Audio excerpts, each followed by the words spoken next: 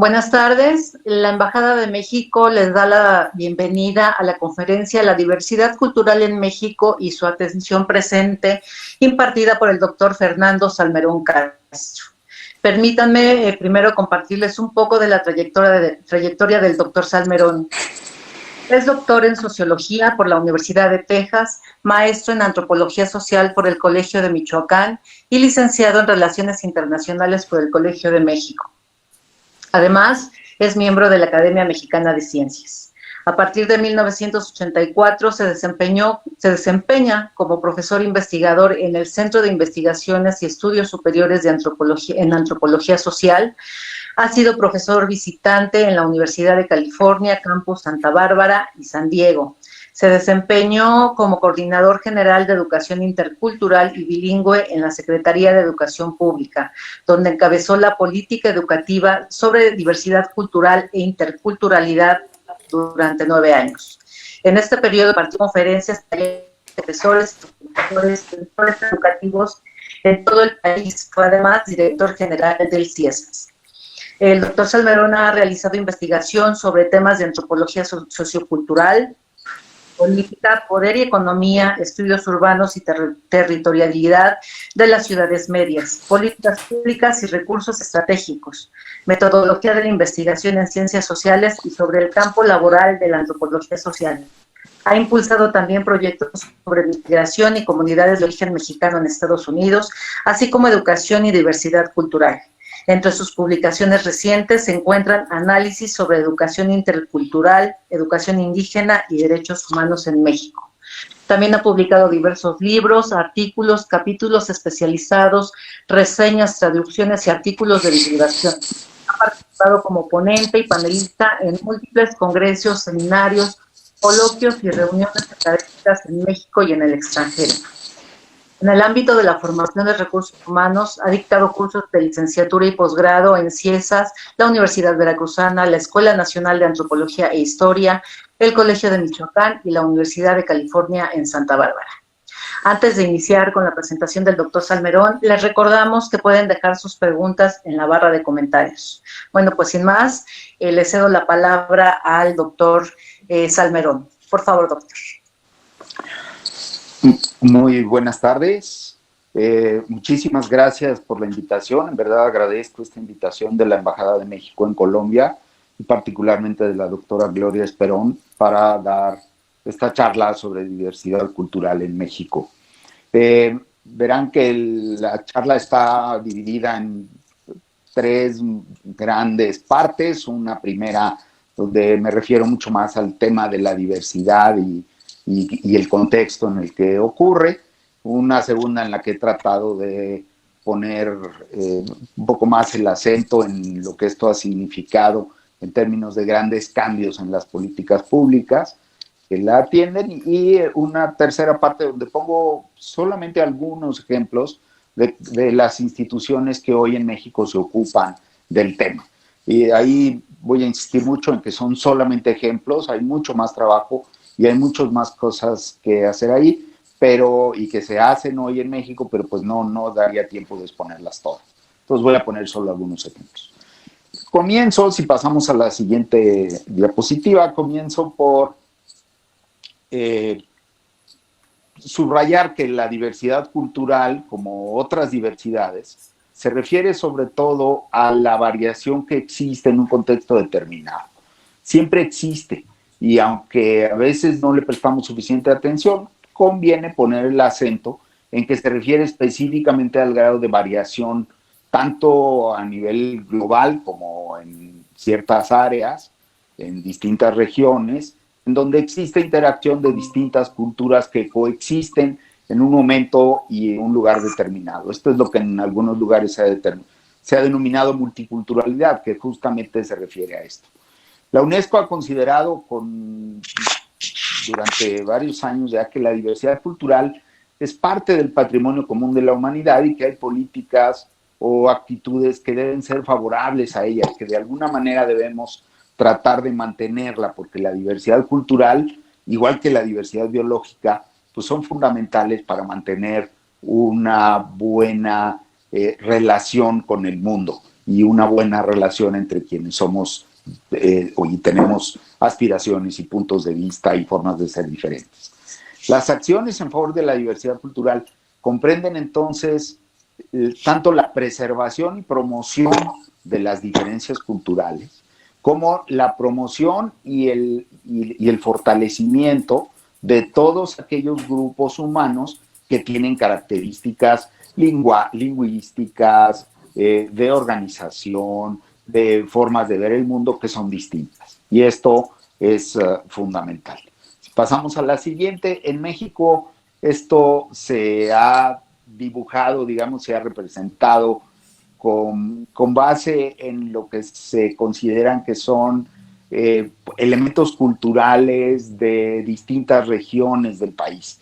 Y entonces en esto hay una gran diversidad y generalmente están asociados estos elementos de la diversidad a formas de vida que son diferentes, donde hay sobre todo presencia de pueblos indígenas. Y este es un tema importante en México.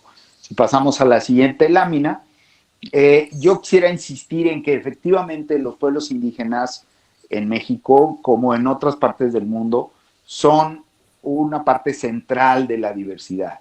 Pero en los países contemporáneos, la diversidad tiene hoy muchos más elementos, además de los pueblos indígenas. En primer lugar, digamos, si nos referimos al caso de México, pues sí, desde luego hay una diversidad originaria de los pueblos que habitaban esta región antes de la llegada de los colonizadores españoles. Pero una vez que ellos llegaron, pues el paisaje cultural de la región cambió de manera muy importante, no solamente por la llegada de nuevos elementos, sino también porque ellos trajeron otros grupos humanos, por ejemplo, la población de origen africano, que no existía en América y que fue trasterrada a esta región y que a partir de entonces pues forma parte de la población que conocemos hoy en América y que tiene una gran diversidad. Pero después de este primer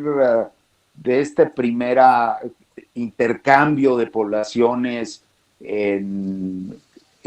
que fue muy temprano, digamos, en los siglos XVI, XVII. Esto no se detuvo y no se ha detenido hasta la fecha, es decir, hoy seguimos teniendo grandes movimientos de población en todas partes del mundo y desde luego, pues México no es la excepción. Entonces, no solamente, insisto, tenemos poblaciones originarias, sino además poblaciones que se han venido asentando en estos territorios durante muchos años y a lo largo. Entonces, ¿qué es lo que nos hace diferentes? No es solo el contar con poblaciones distintas, sino que cada una de estas poblaciones tiene elementos culturales que le son característicos y que le son propios. El más importante probablemente es la lengua.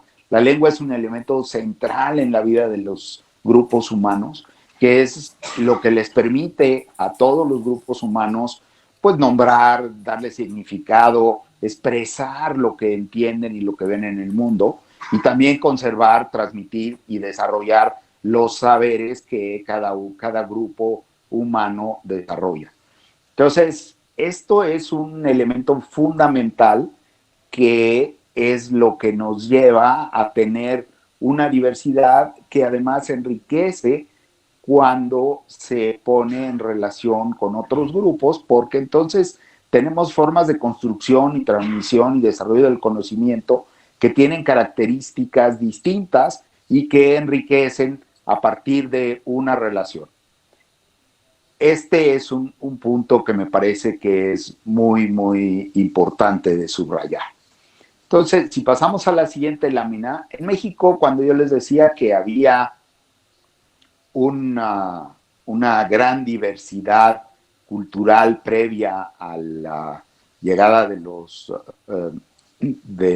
europeos, pues hoy todavía quedan algunos rastros de lo que esto pudo haber significado.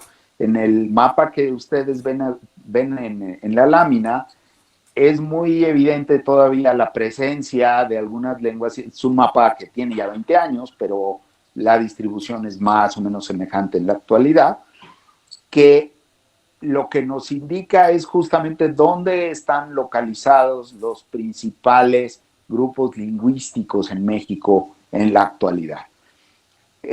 Y esto es digamos, es muy claro en términos de la riqueza que tienen estos grupos lingüísticos, pero además de la diversidad de lugares que ocupan en lo que hoy es el territorio nacional de México. Y esto creo que es muy importante para tratar de entender esta diversidad de la que yo les hablaba. Obviamente, estas regiones tienen no solamente este soporte originario de los pueblos indígenas que se desarrollaron en esas regiones, sino también la llegada de muchos colonizadores que vinieron de distintos lugares y que han dado a cada una de estas regiones características distintas. Si pasamos a la siguiente lámina, hoy de todas maneras en México se consideran que estas son las principales regiones indígenas en México, y ustedes pueden ver aquí que todavía esto tiene un contenido importante de pueblos originarios, en donde todavía se hablan estas lenguas de manera corriente, y aunque cada día es más raro encontrar población que sea monolingüe en su propia lengua, de todas maneras encontramos todavía muchísima población que habla esta lengua en México. Y es el soporte, digamos, original de esta diversidad cultural.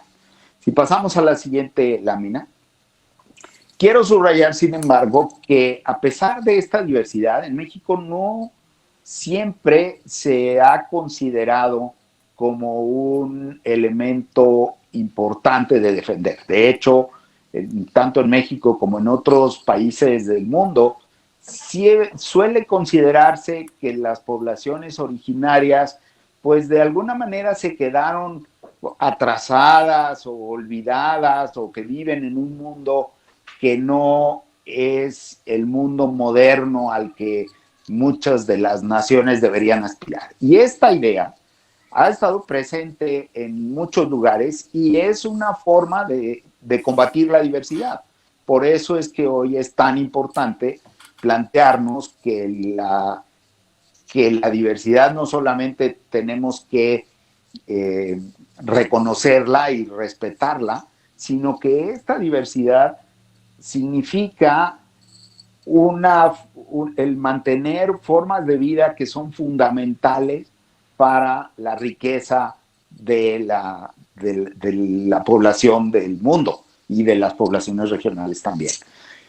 Esto en México durante la segunda parte del siglo XIX y la mayor parte del siglo XX no se veía con muy buenos ojos. Más bien se pensaba que lo que había que hacer era avanzar hacia una castellanización completa y una formación de las poblaciones indígenas en los elementos de la modernidad y de la cultura occidental, y que un poco fueran olvidándose el resto de sus características culturales tradicionales.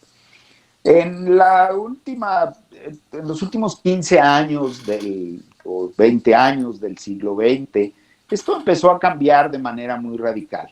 En primer lugar, hubo una discusión que no solamente sucedió en México, sino también en muchos otros países, en el que se hacía ver que la diversidad nos enriquece en muchos sentidos, y que pensar en un avance hacia una sociedad completamente homogénea y con un contenido cultural y social único no necesariamente era lo más saludable. Y esto hizo cambiar la forma de ver el tema. Obviamente no fue una discusión solamente intelectual, tiene detrás de ella un planteamiento combativo muy serio y muy importante de todos los pueblos indígenas alrededor del mundo.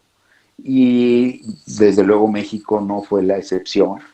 Y ellos mismos lograron también una representación en las organizaciones de países alrededor del mundo para plantear esto. Y de ahí vienen muchas de las preocupaciones impulsadas por la Organización de las Naciones Unidas y particularmente por la UNESCO. No solamente fue el caso de México, fue el caso también de muchos otros países alrededor del mundo. Pero al lado de esto hubo también movimientos sociales de reconocimiento, no solamente de los pueblos indígenas, sino también de reconocimiento de otras diversidades. Y encontramos el movimiento feminista y el movimiento de la diversidad, de las diversidades sexuales y de las personas con discapacidad. Es decir, al mismo tiempo que los pueblos indígenas plantean con mucha seriedad que es importante cambiar la forma en la que las sociedades dominantes los ven y los tratan, al mismo tiempo hay un planteamiento de muchas otras diversidades que también llevan a revisar la forma en la que la diversidad se plantea en el mundo. Y la diversidad cultural es un tema central en este espacio. En México hubo también, como parte de estos movimientos sociales, un levantamiento armado en el sur de México, en donde el Ejército Zapatista de Liberación Nacional planteó con muchísima solidez que eran temas que debían revisarse, que el país no podía avanzar sin la participación de los pueblos indígenas, pero además sin una participación directa, convencida, y sin que eso los obligara a dejar de ser pueblos indígenas. Y este es justo uno de los temas. Y esto se vio fortalecido también con los elementos del cambio democrático que llevaron hacia un énfasis en la diversidad y en las condiciones de la diversidad general. Si pasamos a la siguiente lámina, esto en México significó entonces que por primera vez se planteó un reconocimiento formal a la diferencia cultural. México se reconoció en 1992 por primera vez como un país pluricultural, y a partir de ahí empezaron a desarmarse algunos de los elementos que habían buscado siempre fortalecer un esquema de asimilación y de homogeneización. Se planteó por primera vez que la castellanización no debía de ser el único camino hacia la formación de la ciudadanía y de la formación nacional, sino que podía haber otros elementos y que debía haber otros elementos que respetaran las distintas maneras de verse, sentirse, comportarse y comunicarse de los distintos pueblos que componen la nación mexicana. El hecho de que esto se haya reconocido de manera legal no quiere decir que a partir de ahí el mundo haya cambiado como por arte de magia. De hecho, muchas de estas reformas, algunos de los pueblos indígenas en América Latina las han denominado reformas de papel, en el sentido de que son reformas que están en los instrumentos normativos, están en las leyes, pero todavía no se traducen realmente en cambios significativos en el trato y en el reconocimiento y la aplicación de los derechos para todos los pueblos indígenas y afrodescendientes en América Latina. Este es un tema muy general y, sin embargo, a pesar de eso, sí hay que reconocer que los cambios en las legislaciones han sido importantes. Y en México es muy importante reconocer la firma y respaldo de tratados y acuerdos internacionales, la reforma constitucional del 2011 sobre derechos humanos, las reformas a la ley para prevenir y eliminar la discriminación, la organización de las oficinas del gobierno federal que se dedican a el trabajo de desarrollo con los pueblos indígenas, el reconocimiento constitucional de pueblos y comunidades afromexicanas, y quizás lo más reciente, pues la reforma constitucional del año pasado en México, en la que se reconoce que la educación tiene que ser plurilingüe e intercultural. Estos son, sin duda, reformas a la normatividad, reformas a las leyes, que va a ser importante de ver cómo aterrizan y cómo se trabajan en los próximos años, pero que plantean ya la posibilidad de avanzar hacia la garantía de todos estos derechos para todos aquellos que son conjuntos diversos en el país. Si pasamos a la siguiente, conviene subrayar en términos del artículo 2 de la Constitución mexicana que aun cuando sostiene como ha sido siempre el texto de la Constitución, que la nación mexicana es única e indivisible, sin embargo, sí establece con toda claridad que la nación tiene una composición pluricultural y que esta está sustentada originalmente en sus pueblos indígenas, y hoy reconoce también la participación, la presencia y la relevancia de los pueblos de origen africano. Reconoce también entonces esta composición pluricultural y la establece como un elemento central de la organización del país a partir de ahora. Esto es central, pero no solamente hace eso, sino que también establece entonces la obligación gubernamental de lograr que existan políticas e instituciones que garanticen esta igualdad de oportunidades, que eliminen la discriminación y que busquen el desarrollo integral con la participación activa de todos los pueblos indígenas y afrodescendientes. Este es un cambio, digamos, que aun cuando sea un cambio que es solamente en las leyes, es un cambio que significa la posibilidad de avanzar de manera muy importante en la garantía de los derechos de estos pueblos. Y si pasamos a la siguiente lámina, pues también me detengo un momento en el artículo 3, que fue revisado y reformulado el año pasado, y que establece con toda claridad la obligación del Estado de impartir educación plurilingüe e intercultural basada en el respeto, la promoción y la promoción del patrimonio histórico y cultural de los pueblos indígenas. Esto me parece que es fundamental, pero no se queda ahí, sino que avanza también hacia considerar que debe ser una educación inclusiva, es decir, una educación que tome en cuenta las distintas capacidades, las distintas circunstancias y las necesidades de todos los educandos.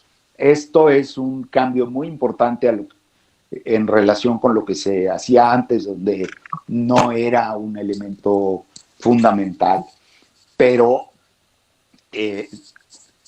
todavía lo que no tenemos es un aterrizaje claro sobre cómo se va a operar, pero por lo menos el principio de los cambios está puesto ahí.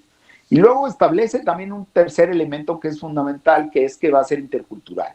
Y esto es un asunto que se ha discutido mucho tiempo en México, sobre el que se ha avanzado en términos de su reconocimiento legal y normativo, pero sobre el que todavía tenemos dificultades claras para su aterrizaje y su garantía en términos de derechos y diferencias de derechos de los pueblos.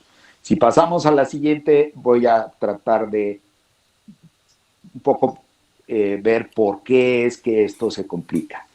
Si pensamos que la interculturalidad lo que busca hacer es lograr un conocimiento y un reconocimiento y una valoración positiva de esta diversidad cultural, étnico y lingüística, Pues entonces el asunto no es nada más de enunciarlo en una norma, sino de avanzar hacia el logro de justamente los elementos que nos permitan hacer de este conocimiento, reconocimiento y valoración positiva de la diversidad un elemento constitutivo de la aplicación de la ley, de desarrollo de la educación, de la salud y de muchos otros elementos que están presentes.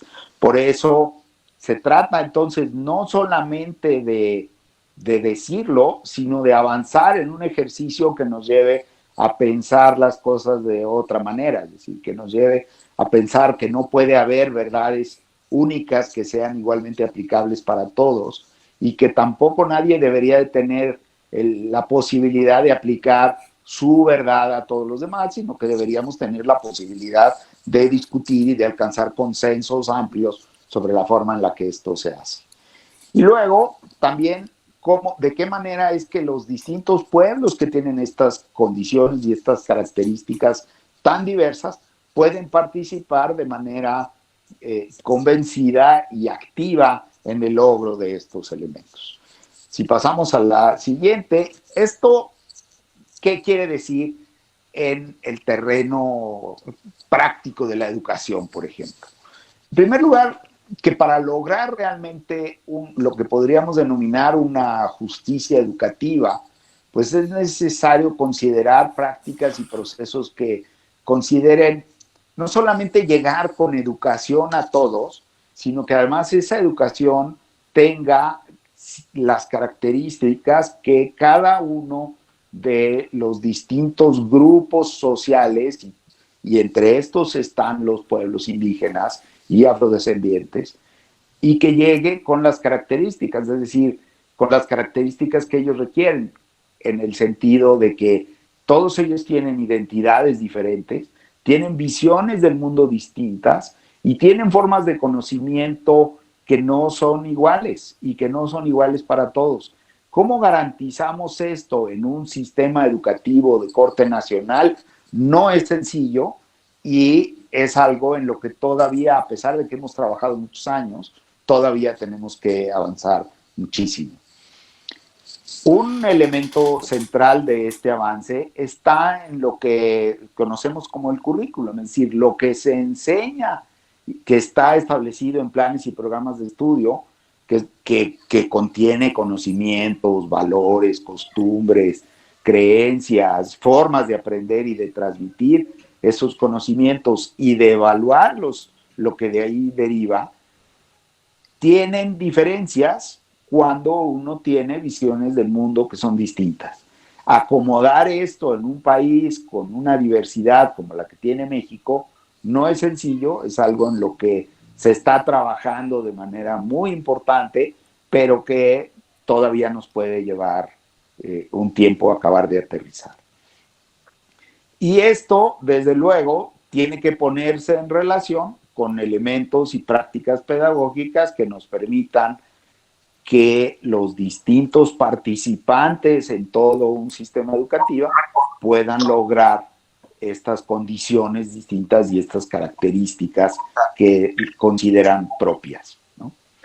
Todo esto es lo que redundaría entonces en una formación intercultural de todos aquellos que van a la escuela. Como podrán comprender, esto no es un asunto fácil, no es algo que se pueda lograr de la noche a la mañana y es algo que requiere la participación decidida de todos, porque con que una parte de los involucrados se quede fuera de la discusión, pues no habría la manera de considerar esto un esquema de inclusión en ningún sentido. Pasamos a la siguiente lámina.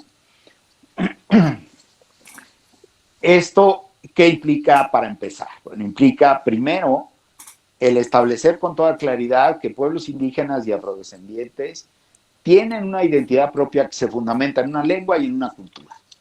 Y esto es central para la discusión de cualquiera de los elementos que señalé arriba.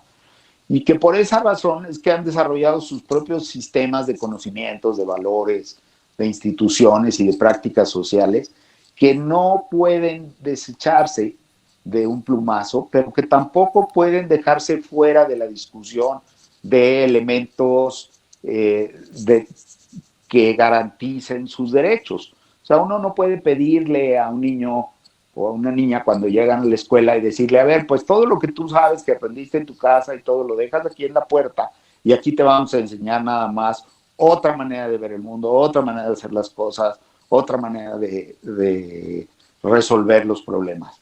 Y tampoco podemos hacerlo al llegar al hospital, tampoco podemos cuando un paciente llega al hospital decirle, a ver, aquí no se habla tu idioma, no se considera ninguno de los elementos de tus prácticas curativas y nada de lo que tú sabes tiene valor aquí. Aquí solamente aplica lo que el propio sistema hospitalario te va a dar.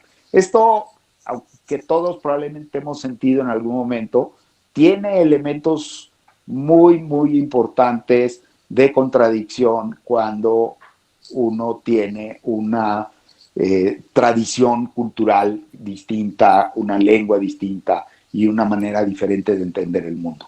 Entonces, en ese sentido, las prácticas que llevemos a cualquiera de estas cosas no deben y no pueden desconocer esa obligación de preservar e enriquecer todas esas formas culturales que son las que permiten que uno tenga su propia identidad, su propia forma de pertenencia a un grupo y a una organización social. Esto me parece que es clave y es algo que tiene que estar presente en todos los aspectos de la organización, de la sociedad y los servicios públicos que ofrece esa sociedad. Entonces, ¿quiénes son los que se han encargado de estas cosas?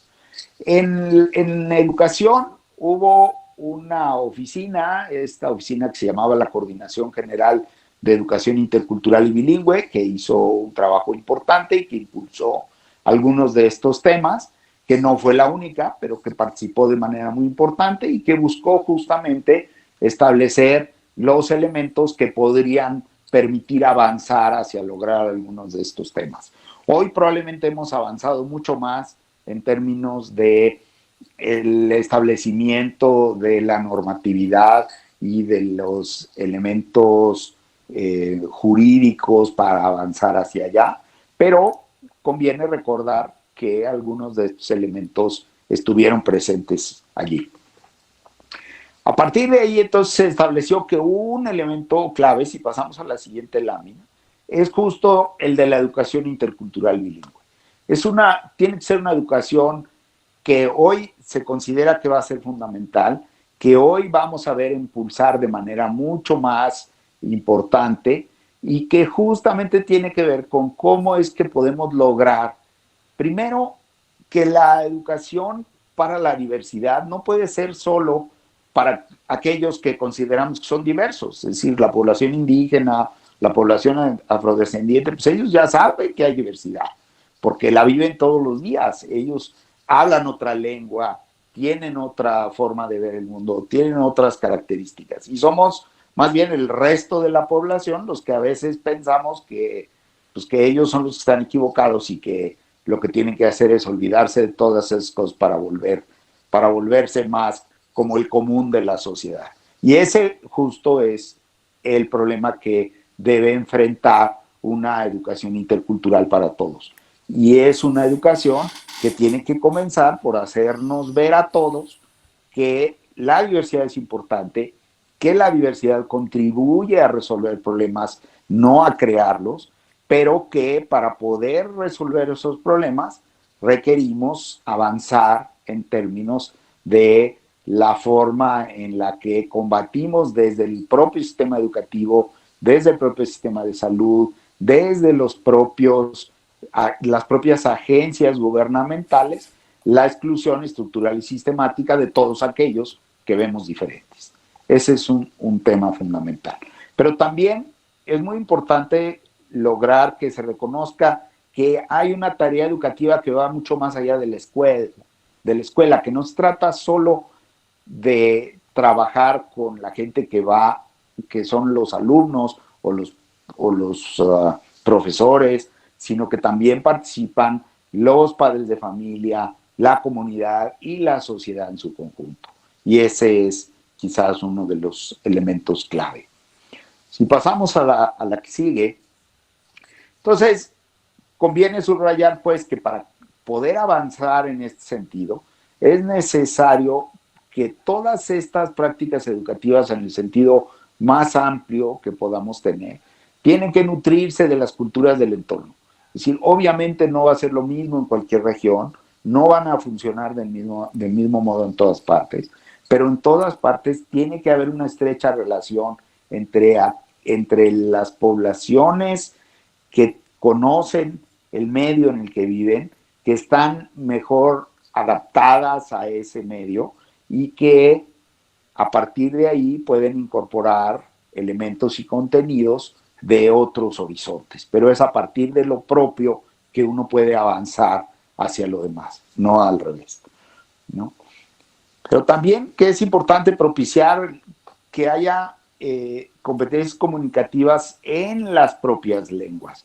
Y a veces pensamos solo en las lenguas, pero también las diferencias lingüísticas menores, las variantes dialectales de las lenguas, también tienen elementos que son fundamentales para establecer estas diferencias. Y a partir de ahí es que conviene trabajar sobre ellas. Y es entonces con este diálogo que es posible fomentar el contacto entre distintos grupos sociales, entre grupos que son diferentes entre sí, pero que también entonces propician un equilibrio de lo que sabemos y un intercambio de lo que todos pueden aportar a la solución de problemas semejantes desde puntos de vista distintos. Y es a partir de este planteamiento que se pueden desarrollar entonces elementos que permitan avanzar. Si pasamos a la siguiente, aquí hay ya algunos ejemplos de cosas que se han hecho y que podrían ayudar para eso, que no son sin duda ni soluciones mágicas ni panaceas en ningún sentido, pero que están buscando insertar en el sistema educativo elementos que podrían ayudarnos a plantear estas preocupaciones de manera concreta y específica. Y habrá que corregirlas y revisarlas y probablemente surgirán otras cosas, pero a partir de estas experiencias concretas pues es posible avanzar. Una son las llamadas universidades interculturales. Son universidades que se construyeron en México, hay muy pocas, pero están todas en regiones indígenas, cumplen con la responsabilidad justo de atender a jóvenes que viven en regiones indígenas, no solo jóvenes indígenas, pero jóvenes que viven en esa región o que quieran ir a vivir a esa región. Promueven el reconocimiento del valor de la diversidad y la revitalización de culturas y lenguas en esas zonas, insertan a las culturas, las lenguas y las expresiones de esas regiones en la vida universitaria y justamente se establecen en estas regiones. No se trata de sacar a la población de ahí para llevarla a otro lado, sino de llevar a las universidades a estas regiones en donde pueden tener estas características. En esto se aprendió, para desarrollar estos modelos, México aprendió muchísimo de lo que se había hecho en otros lugares como Colombia, como Nicaragua, como Bolivia y Ecuador, pero es un sistema que tiene hoy en México características especiales. Si pasamos a la siguiente lámina, ahí pueden ver más o menos cómo están distribuidas estas en distintas regiones del país y cada una de ellas atiende un grupo de pueblos que son distintos, que hablan distintas lenguas y que tienen características no solamente culturales y de organización social distintas, sino también viven en medios ecológicos y en entornos que son radicalmente diferentes. Si pasamos a la siguiente, este es uno de los ejemplos que yo comentaba al inicio que podía poner. Otra forma en la que en México se ha trabajado este tema ha sido mediante un acuerdo entre instituciones públicas para trabajar en coordinación y tratar de lograr la promoción y la protección del conocimiento que tenemos sobre la diversidad cultural. Esto que se llama el Movimiento Nacional por la Diversidad Cultural de México pone, digamos, los recursos de una veintena de instituciones públicas en México para tratar de llevar adelante elementos como estos que yo les mencionaba arriba. Y entonces, no es una entidad burocrática, sino que es un acuerdo entre instituciones públicas para llevar adelante programas de trabajo coordinados. Y esta coordinación es la que permite conjuntar esfuerzos para desarrollar acciones que promuevan la diversidad cultural en México. Si pasamos a la siguiente, este movimiento buscó desarrollar trabajo en 4 grandes ejes. Uno denominado Justicia y Democracia, que buscaba o busca todavía justamente promover manifestaciones culturales de personas indígenas, afrodescendientes y migrantes, y promover políticas públicas y cambios legislativos orientados a fortalecer la educación de estas poblaciones como elementos de la ciudadanía. Buscó también un eje de desarrollo cultural que se centró mucho más en campañas y eventos de sensibilización para el reconocimiento y el empoderamiento de personas indígenas, afrodescendientes y migrantes. Otro centrado mucho más en derechos humanos y no discriminación, que ese busca atender de manera mucho más clara los temas de conocimiento y reconocimiento y diversidad, de atender las recomendaciones y acuerdos internacionales de organizaciones como el Comité para la Erradicación de la Discriminación de Naciones Unidas y acciones para prevenir y atender derechos, otra vez, de poblaciones indígenas, migrantes y afrodescendientes. Y un último eje, que es un eje de educación y relacionado con la vida académica y con la investigación, que busca la ampliación y el fortalecimiento de sistemas educativos interculturales, pero también el fomento de proyectos de investigación y de formación de niveles avanzados para para promover y enriquecer la diversidad. Ese es un segundo ejemplo. Pero yo me refería también a lo que se hace en la Secretaría de Educación Pública. En la Secretaría de Educación Pública no solamente existen los programas generales para atender la diversidad, sino que hay una oficina muy importante que se llama la Dirección General de Educación Indígena y que es la oficina de la Secretaría de Educación Pública que encabeza la política educativa nacional en materia de educación básica para niños y niñas indígenas, inmigrantes y afrodescendientes en contextos de diversidad lingüística, de diversidad social y de diversidad cultural, y también en riesgo de exclusión, que ese es un elemento importante de esta oficina. Esta oficina tiene la capacidad de normar y de evaluar todos los componentes de esta educación que se hace hoy en México, y además considera las condiciones en las que se lleva a cabo esto, revisa y mantiene actualizado un currículum que tiene que ser pertinente y relevante, y también trabaja con una planta docente especializada porque los docentes son miembros de los pueblos indígenas y los materiales que utilizan también deben considerar estos elementos. Por eso esta oficina también produce libros y materiales educativos. Es una oficina importante dentro de la Secretaría de Educación Pública. Otra vez, como todas, siempre tienen cosas que revisar, que hacer, pero es un elemento importante. Otra área que es muy importante en México es la Secretaría de Cultura. La Secretaría de Cultura se encarga no solamente de las manifestaciones culturales de alta escuela, digamos, sino que tiene también oficinas especializadas en atender la diversidad cultural y lingüística. Una de ellas es la Dirección General de Culturas Populares, Indígenas y Urbanas. El objetivo de esta oficina es principalmente la preservación y el fortalecimiento de las manifestaciones que dan sustento a estas culturas. Y tiene pues distintas ramificaciones para trabajar con esto, pero todas ellas buscan impulsar programas que están orientados a animar estas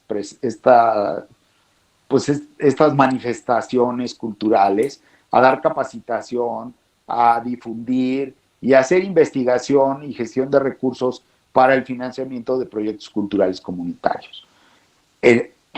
Los principales, tiene, digamos, una docena de programas que atienden estos temas y en cada uno de ellos puede uno encontrar elementos muy interesantes de trabajo que permiten apoyar el enriquecimiento de estas áreas desde la Secretaría de Cultura.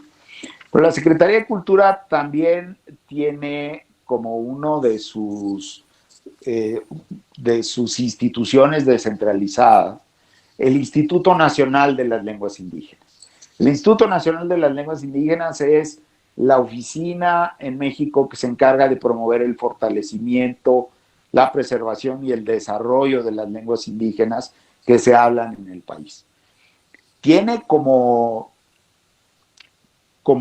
parte central no solamente el establecer cuáles son estas lenguas, dónde se hablan, sino también el apoyo para fortalecer a los distintos grupos de hablantes para el rescate y el fortalecimiento de aquellas áreas en donde se considera que estas lenguas están amenazadas. Tiene, desde luego, promueve actividades de gran envergadura, además de publicar el Catálogo Nacional de Lenguas Indígenas de México y una serie de publicaciones que pueden ayudar al rescate, la preservación, el ejercicio y el enriquecimiento de todas estas lenguas. Este año, a principios de este año, en colaboración con la UNESCO y con otras áreas de la Secretaría de Cultura, llevó a cabo además en la Ciudad de México el Congreso Internacional de Lenguas en Riesgo, en donde reunió a más de 400 participantes de todo el mundo que buscaron hacer un gran esfuerzo para el arranque de un decenio de acción a favor de las lenguas indígenas que tienen propuesto para empezar en el año 2022. Este es otro, digamos, pues de las oficinas que en México hacen trabajo importante a favor de la diversidad cultural. Otra oficina que es fundamental es el Instituto Nacional de los Pueblos Indígenas. El Instituto Nacional de los Pueblos Indígenas es heredero de lo que fue el Instituto Nacional Indigenista y la Comisión para el Desarrollo de los Pueblos Indígenas, pero hoy está reestructurado y es la autoridad del Poder Ejecutivo Federal para todos los asuntos que tienen que ver con los pueblos indígenas y afromexicanos. Tiene como principal propósito el normar, diseñar y establecer, ejecutar, orientar, coordinar, promover y dar seguimiento y evaluar todas las políticas, programas y proyectos y estrategias que lleven al ejercicio y la instrumentación precisa de los derechos de los pueblos indígenas y afromexicanos. Pero también tiene que hacer todo esto para tratar de lograr un desarrollo integral y sostenible de culturas e identidades de todos estos pueblos. Tiene grandes programas, uno dedicado al fortalecimiento económico, otro dedicado al sistema de radiodifusoras indígenas, tiene toda una oficina para trámites para los pueblos indígenas, una de supervisión de la aplicación de los derechos para los pueblos indígenas, otra de infraestructura y otro de apoyo a la educación indígena con albergues y becas para los pueblos indígenas. Es una oficina fundamental también en México para el apoyo a la diversidad cultural. Hay otra oficina muy grande en México y muy importante también, que es el Instituto Nacional de Antropología e Historia. El Instituto Nacional de Antropología e Historia tiene una muy larga historia, una muy larga trayectoria, porque es la oficina gubernamental mexicana que se dedica a la investigación, la conservación y la difusión del patrimonio arqueológico, antropológico, histórico y paleontológico de México.